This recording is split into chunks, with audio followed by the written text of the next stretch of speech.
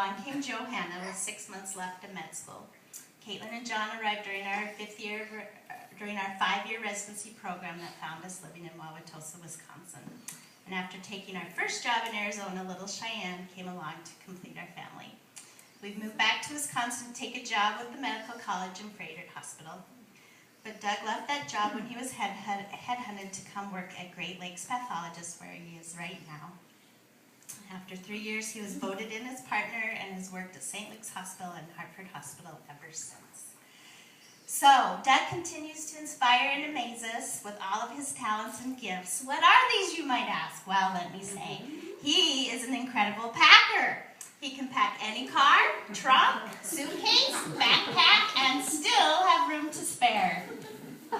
We don't even try packing anymore. We just bring it all out to the garage and say, Dad'll do it. He is also an incredible knot tire and can tie a Christmas tree to the top of the roof of any car, and that thing isn't even going to budge, even while you do 75 miles an hour down the freeway. I never knew the importance of a strong knot until I married Doug. Doug loves to play golf, watch football, basketball, and hockey on TV with his family, but baseball isn't really his thing. He stays as loyal as ever to his Chicago-based teams, and of course his alma mater of BYU. It's really a problem for us, and we really have to hold our tongues and keep our patience, because Doug will listen to the 670 AM radio station, The Score, that comes out of Chicago. Some days it comes through clear as can be, and other days it is so full of static we hear maybe every 8th word. But Doug doesn't care. If it's every 8th word, it's still worth listening to, and we're going to listen to it. There's important things going on.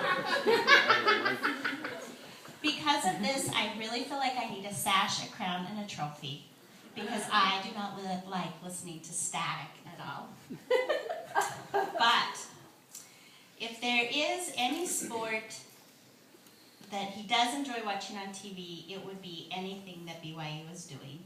He loves watching it all, whether it's girls soccer, volleyball, football, basketball, anything we can get, he will watch and he will cheer them on. His other hobby is how he survives the long Wisconsin winters. All winter he researches and plans and researches and researches and researches somewhere to take his family on a summer vacation. We are very good at leaving Doug alone at this point, because we know whatever he's going to come up with will be something great. And I never knew how joyous it would be to be marrying a tour guide.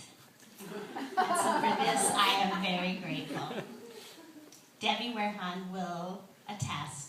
No matter where we go with Doug, he's leading the way, and we never get lost, because he is so thoroughly researched it. And so this, I am so very grateful. This is a little snippet of our life with Doug.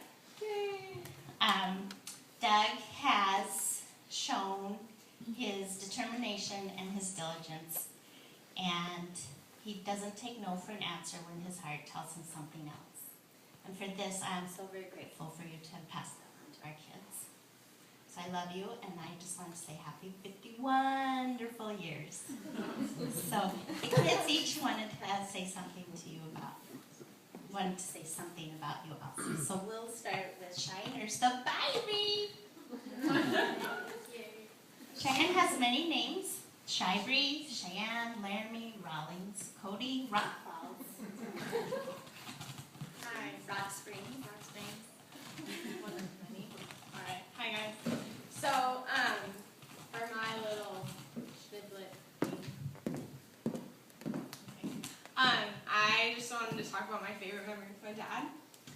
Sorry, it's a little emotional, but we were in Canada on one of his very well-researched vacations. Our family decided to go horseback riding, and I'm deathly afraid of horses because of a bad experience when I was about 7.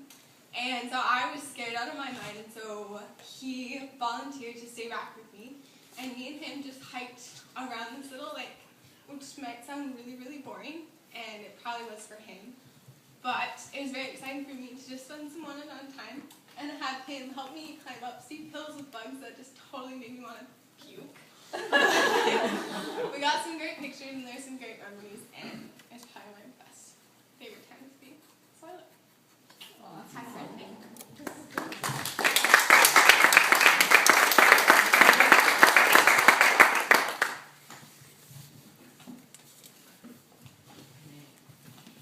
All right. Well, hello.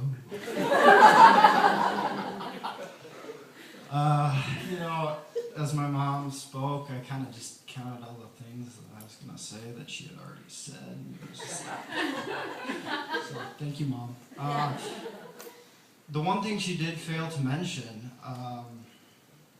well, she mentioned it inevitably, but the one thing I really, really care about my dad, and one thing that has really impressed me is that he's probably the most intelligent person I know.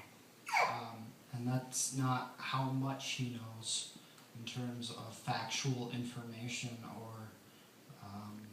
being able to name every disease just by looking for half a second at a cell. It's the general way his mind works that I appreciate. I've seen a lot of smart people.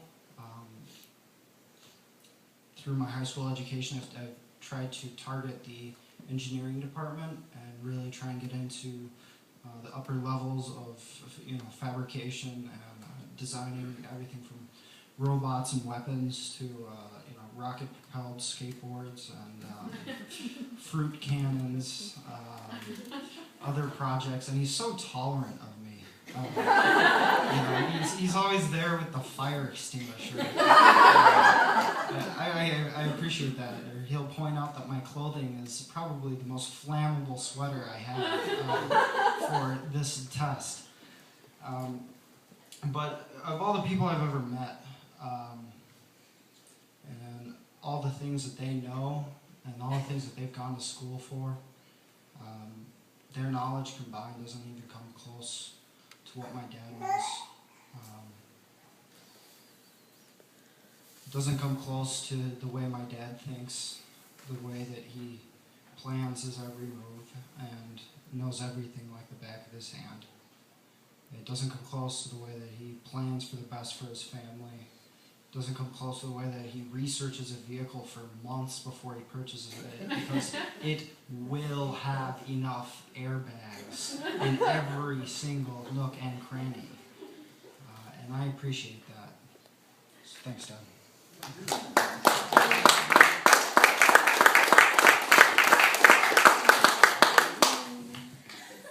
Hey man, what's up? Basically, I don't know. I feel like I'm at like a funeral and I'm like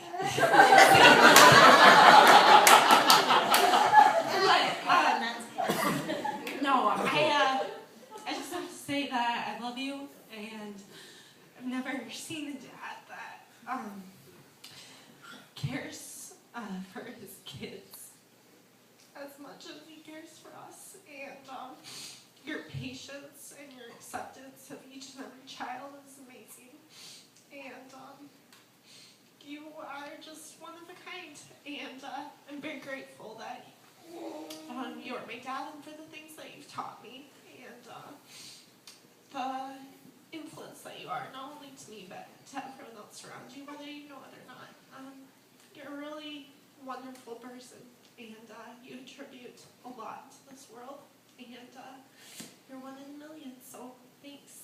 And thank you everyone for coming to share your love with this great guy. So, thanks.